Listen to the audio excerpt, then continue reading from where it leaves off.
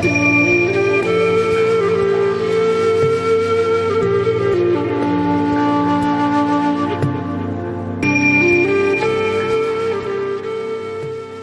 back to Anxiety Slayer. I'm Shan Vanderleek, here with my wonderful friend and co-host Ananga Sivir.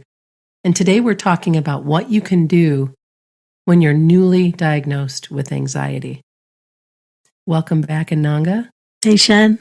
Hope you enjoyed your summer break. Thank you. It's nice to be with you again and to talk about what we do when we have been diagnosed with anxiety. Where do you go from here? And I think in the beginning of all of this, it's about taking a deep, deep breath and being kind to yourself.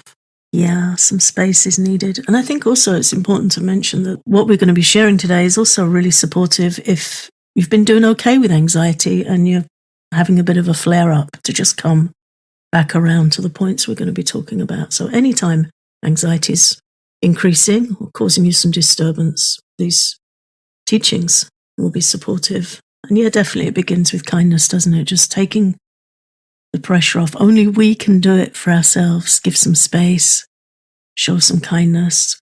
A new anxiety diagnosis can take a bit of time to process, and different people will receive it in different ways. For some, it might be a relief that finally they've been given a diagnosis that respects their experience and means they're going to be able to discuss some options for help.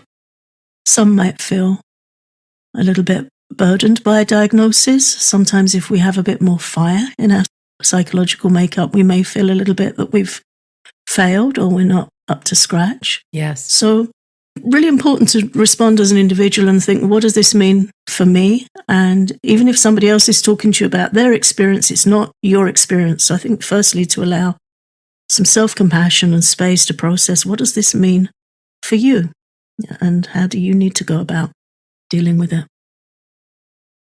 It's also important to remember that you're not alone, because sometimes when we receive a diagnosis, it can feel like you are like, oh my goodness, what am I going to do? How am I going to be?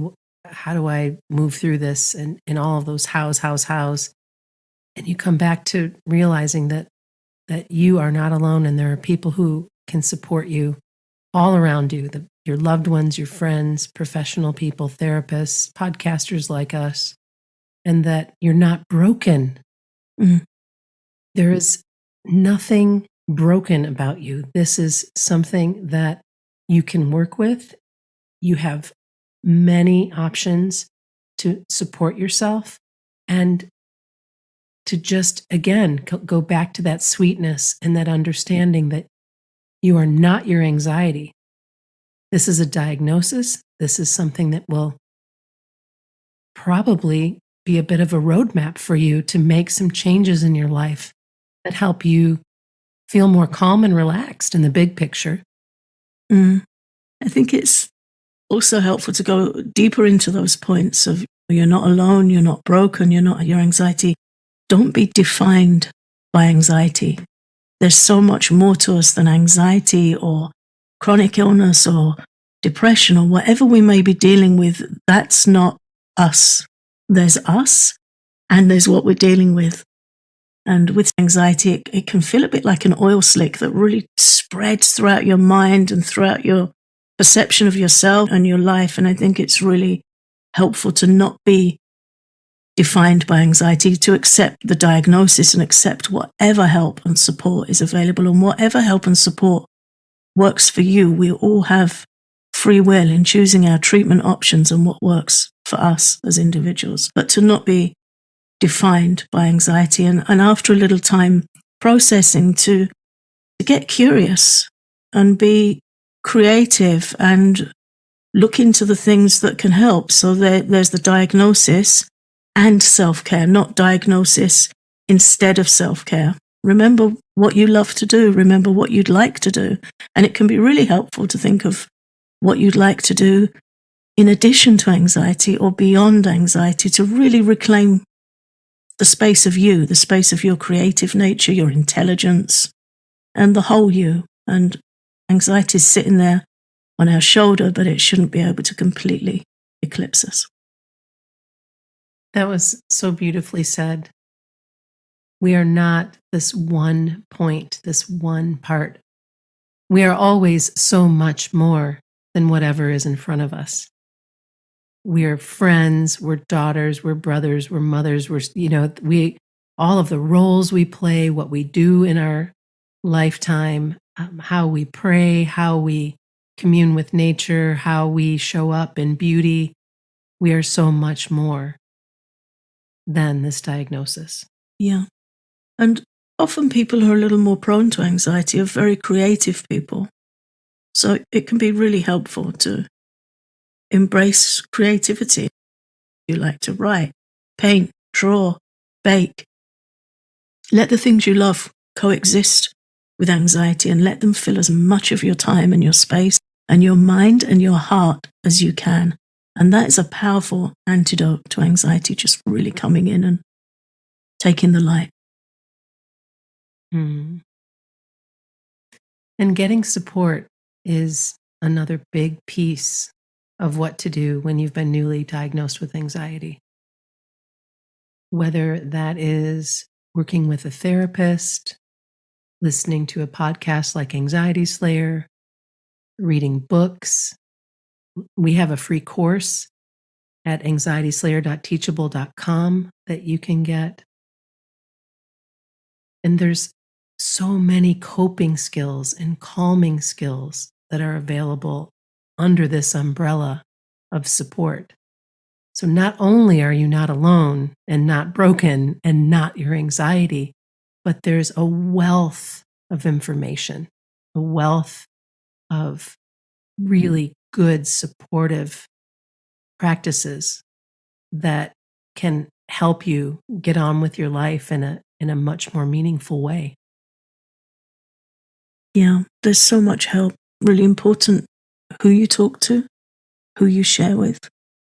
Sometimes we need to protect ourselves a little bit, make sure we're sharing with people that are going to understand and not be bypassing or come back with a strong response that makes us stressed or feel not heard or not understood. Really important to talk where you feel safe with people that understand. So we also have a private Facebook group. You can just go on Facebook and type in Anxiety Slayer and our group will come up. Really confidential, safe place to share with some very kind and supportive members. So that's a good place to go. And in our free course, we have got some coping and calming skills, some guided practices, and some introduction to EFT tapping, which is a very powerful tool for calming anxiety. Important not to overwhelm yourself and look at loads of things. Just take it in little sips. Maybe just a few minutes a day, just have a look for hope and look for things that resonate with you that you think you might be comfortable trying. Some people love breathing exercises. Some people find that focusing on their breath is difficult when they're anxious, although there are ways around that. Some people find walking in nature immensely helpful. Other people like to be a bit more vigorous and go to the gym or go for a swim. Different things. Many people find EFT tapping extremely helpful. That's something we've been using for many years and highly recommend.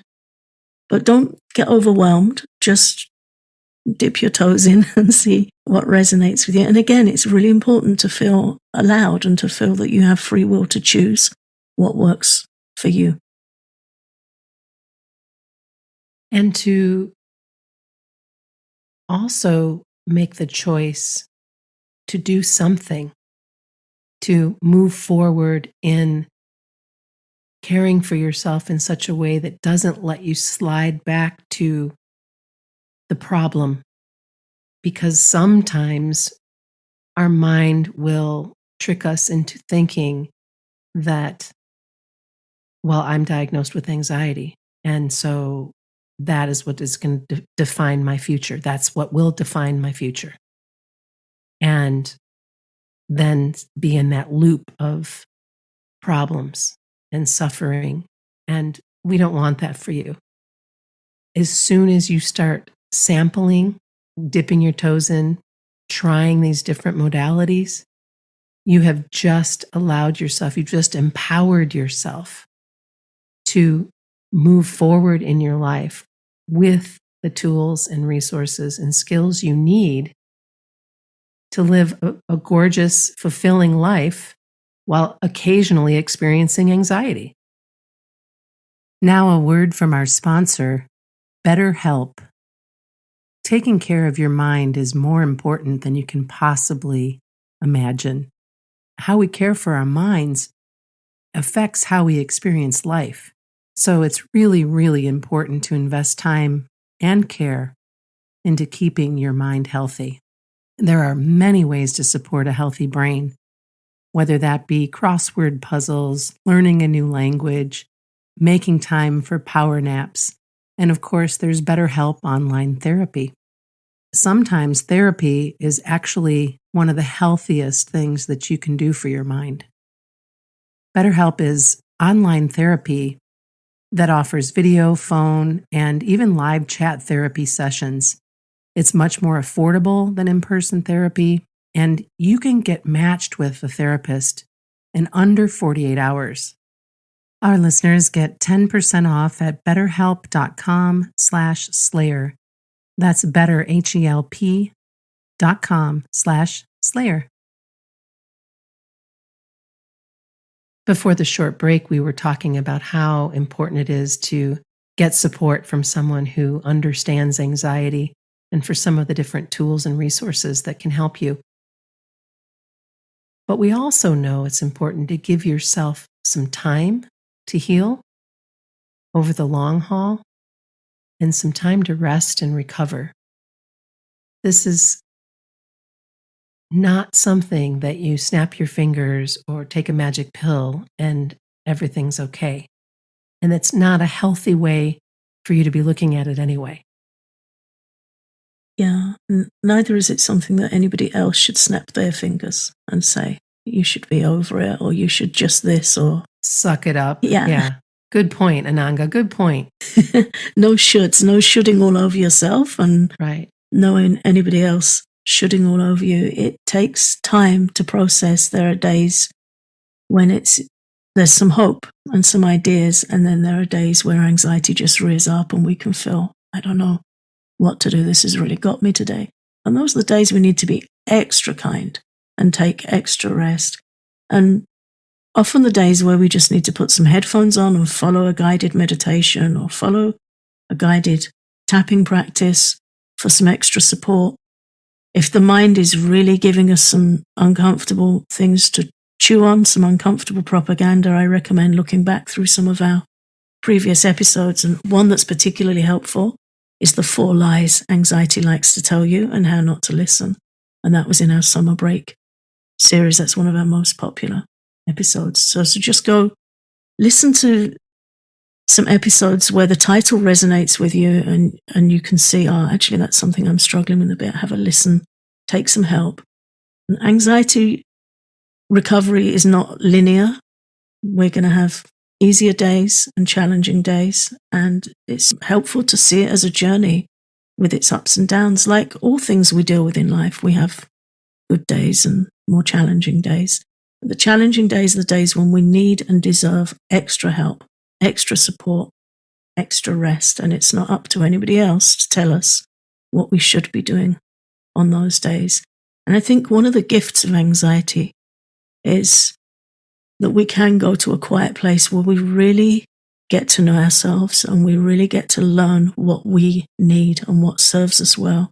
It can help us develop better boundaries. It can help us have an upgrade of our nutrition. It can help us with all kinds of things. And I think to look for the gifts in anxiety and the acceptance really takes the sting out of it and helps us have a more healing experience. And also being as sensitive as you are, even with this diagnosis, that sensitivity, that awareness is a superpower. Dr. Dane here and I were talking about that and how there's such a stigma attached sometimes to mental health issues and to different struggles with our minds and anxiety, etc. And what if you could start to look at this as, oh, wow, I am open and I am sensitive and I am aware and I can be all of those things without suffering through the new skills that I'm learning. And on the days that I am suffering, I know what to do, how to make myself feel better. Yeah. It can be really helpful to make an anxiety slayer care kit. You can look that up on our website as well. Have the things by you for the challenging moments. Some bark flowers, rescue remedy, some lavender oil, chamomile tea, gentle, easy things that help. So you've got that support pack with you for the more challenging times. It can be helpful to set aside daily time to work with your new skills, whether you're having an easier day or not, to build that habit where maybe in the morning, 10 minutes in the morning, you practice a guided relaxation or a guided tapping session. Again, you can find these things in our free course and on our website. Guided tapping session to help you calm anxiety, where you tap along with Shan or myself and learn the skill and get used to learning the skill so it's there when anxiety flares. Listen to a guided meditation before bed in the evening. Have that wind down time in the evening. As we're now going into autumn and winter, we need extra support with anxiety because the autumn season is a challenging season for anxiety. So maybe start having a warm bath in the evening, some evenings a week, some oil massage, a warm bath with some magnesium salts and lavender oil. Maybe listen to a meditation in the bath. So you just got that real immersive experience where your mind is shepherded into a more peaceful place. And really important to keep away from the screens and the screen energy in the evening. That's a big one. Yeah, it's huge because the energy of the devices we spend so much time looking at aggravates anxiety. It overstimulates the mind. It's useful to look at how you feel when you've done those things. Do you feel better or do you feel worse? And really start auditing the things that can spike anxiety, which is scrolling, screen time, dramas, fast-paced entertainment, caffeine, stress, social pressure. Look out for the things that make anxiety feel worse and see how you can protect yourself from those things. And just like everything else we've been talking about, it does take practice. Caffeine is something we've talked about probably 1,000 times over the years, but it's so important. It's such a big component. We've had hundreds and hundreds of listeners tell us that things changed significantly by cutting back or cutting out caffeine in their day-to-day life. That one choice Yeah. makes that big of a difference. We've also had letters from listeners where we've covered alcohol that have realized that alcohol doesn't serve them well and it can bounce them out of bed in the small hours of the morning with anxiety. We need to look at the things that may be provoking anxiety. There's a lot more to it than just like a straightforward, okay, that's me, and a diagnosis. As with anything in life, we might have a digestive issue, and we might realize that, oh, it's so much worse if I eat chilies or if I eat pickles. There are things we can learn and there are things we can do with so many things that life brings us, and anxiety is a huge learning opportunity. And we have every right to protect our mind if we're around people that make choices in heavy entertainment, fast-paced entertainment, video games, things that scare us, then we have a right to step away and do something else. My mind cannot take any intense drama.